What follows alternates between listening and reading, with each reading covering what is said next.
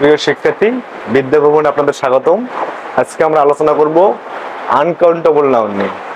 Uncountable noun যেগুলো সচরাচর পরীক্ষায় আসে অথবা এগুলো ছাড়া এগুলোর বাইরে খুব কমই আসে পরীক্ষায়।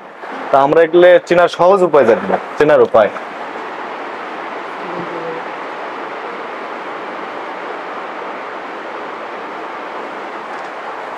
আমরা কিছু ছন্দের মাধ্যমে জানবো, তাহলে এগুলো আমরা মনে করি যে এগুলো সবসময় আমাদের কাজে লাগবে।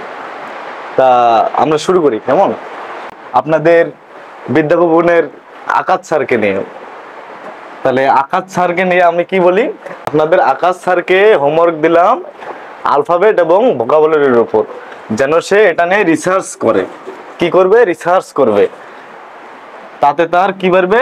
জ্ঞান বাড়বে। কিন্তু সে এটা না করে কি করলো? প্রেমের কবিতা রচনা করলো, সেটা নিয়ে মজা করা শুরু করলো, সেটা নিয়ে সিনারি নাটক করা শুরু করলো, সে এটা নিয়ে অলসতা কাটাচ্ছে। এটাতে তার কি হলো?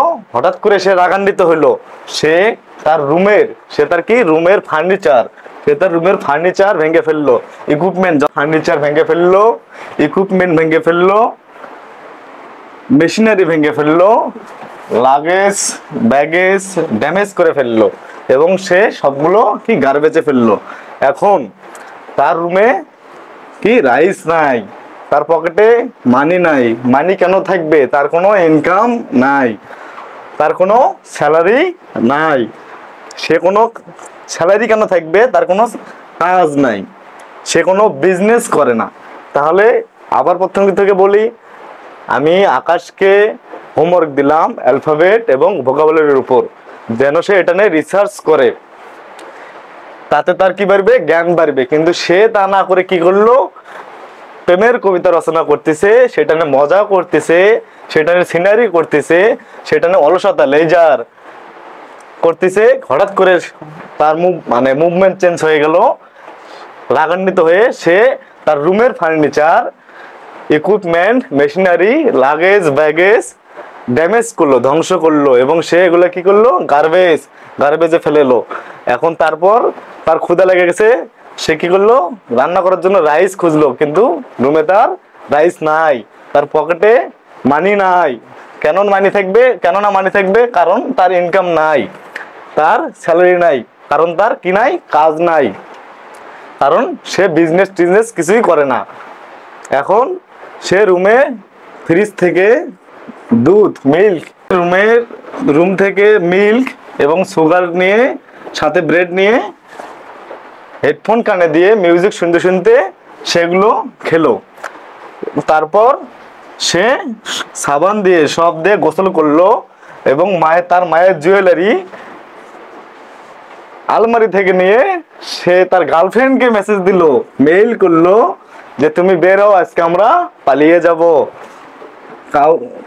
কারো থেকে কোনো নিউজ বা তথ্য ইনফরমেশন না নিয়ে, কারো থেকে অ্যাডভাইস না নিয়ে, কারো থেকে পারমিশন না নিয়ে, নিজের জীবনের উন্নতি প্রোগ্রেসের কথা চিন্তা না করে সে তার গার্লফ্রেন্ডকে নিয়ে কি হলো? বেতন নিল যে আজকে পালিয়ে যাবে। তার মায়ের আলমারি থেকে চুরি করলো জুয়েলারি। এখন ওয়েদারটা আজকে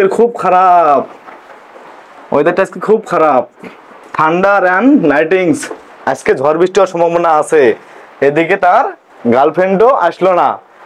এখন সে আকাশের দিকে তাকাচ্ছে, নিজেই আকাশ আবার আকাশের দিকে তাকাচ্ছে এবং মাথার চুল একটা একটা করে ছিঁড়তেছে।